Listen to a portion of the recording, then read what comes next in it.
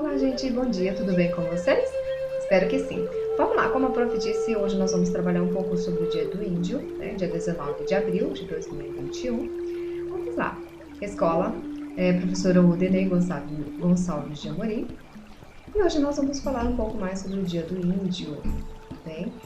Nós podemos aqui dizer em apenas uma só palavra que o Dia do Índio requer respeito.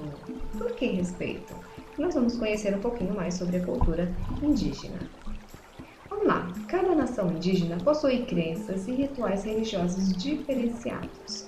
Porém, todas as tribos acreditavam nas forças da natureza e nos espíritos dos antepassados. Para estes, deuses e espíritos faziam rituais, cerimônias e festas. Como nós podemos observar aqui, são diferentes tribos, que nós temos, todos eles com diferentes rituais, festas, todos eles de certa forma ou para pedir ou para agradecer aos seus deuses aquilo que eles têm recebido, ou aqueles que eles gostariam de receber. Assim como nós também temos a nossa tradição, temos as nossas festas, festas religiosas, os índios e os indígenas também não são diferentes, eles também têm a cultura religiosa deles. Vamos lá, os índios parecem semelhantes, mas existem muitas diferenças entre eles. Todos os aspectos da cultura indígena podem variar bastante entre os povos, ou até mesmo dentro de uma mesma comunidade ao longo do tempo. A língua, a formação de organização social e política, os rituais, os mitos, as formas de expressão artística, as habitações e a maneira de se relacionar com o meio ambiente são exemplos de fatores que se diferenciam. Também, como o prof disse, não é diferente como a nossa cultura. Os índios, com o passar do tempo, de geração em geração, eles vão se modificando. Nós podemos citar os tempos atuais, que os índios são bem tecnológicos, Não podemos dizer que eles vivem totalmente isolados na floresta. Eles têm acesso à internet, eles andam de carro, eles se locomovem, eles sabem vir até a cidade, fazer compras. Então, podemos dizer que isso vem se modificando. A cultura indígena ela já está mais inserida no nosso meio. Eles fazem parte também de um povo, de uma cultura. Vamos ver um pouco mais sobre o que comemoramos no dia 19 de abril. Bom, esta data comemorativa foi criada em 1943 pelo presidente Getúlio Vargas. Nesta data, ocorrem vários eventos dedicados à valorização da cultura indígena. Deve ser também um dia de reflexão sobre a importância da preservação dos povos indígenas, da manutenção de suas terras e respeito às suas manifestações culturais. Devemos lembrar também que os índios já habitavam nosso país quando os portugueses aqui chegaram em 1500. Desde esta data, o que vimos foi o desrespeito e a diminuição das populações indígenas. Gente, olha só que absurdo que nós podemos destacar aqui nesta fala. Vamos lá. Nós temos aqui, então, que somente na data de 1943, esta data foi criada. Porque, se nós olhamos aqui embaixo, olha só, quando os portugueses chegaram em 1500, os indígenas já habitavam aqui o Brasil. Então, foi preciso criar uma data em 1940, que nós vimos que é bem recente, em comparação à cultura indígena, para que esses povos pudessem ser reconhecidos, valorizados. Então, assim, podemos dizer que são os povos nativos aqui do Brasil, que foi preciso criar uma data para que pudessem ser reconhecidos oficialmente. Então, trabalhamos também bastante a cultura indígena, nós devemos a eles muito nome de alimentos, muitos alimentos, as danças, as festas, principalmente a região cuiabana, que nós manifestamos bastante formas artísticas, principalmente do povo indígena. Vimos também as tribos indígenas possuem uma relação baseada em regras sociais, políticas e religiosas. Não é igual ao do homem branco. Todos têm os mesmos direitos e recebem o mesmo tratamento. Vejamos a civilização indígena, gente?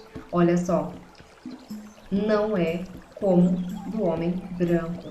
Isso quer dizer que na nossa sociedade não existe isso, né? O mesmo direito para todos? Legalmente sim, mas a gente sabe que na realidade não. Diferente da cultura indígena, né? Onde um pesca um peixe, todos vão comer o peixe, vão dividir. Onde um grupo faz uma festa, todos participam dessa festa. O grupo religioso é apenas o grupo ali da equipe religioso também. Então nós vimos que nessa parte as tribos indígenas, né, a cultura indígena, ela é bem evoluída. Vimos também sobre a terra, por exemplo, pertence a todos, e quando o índio caça, costuma dividir com os habitantes da sua tribo.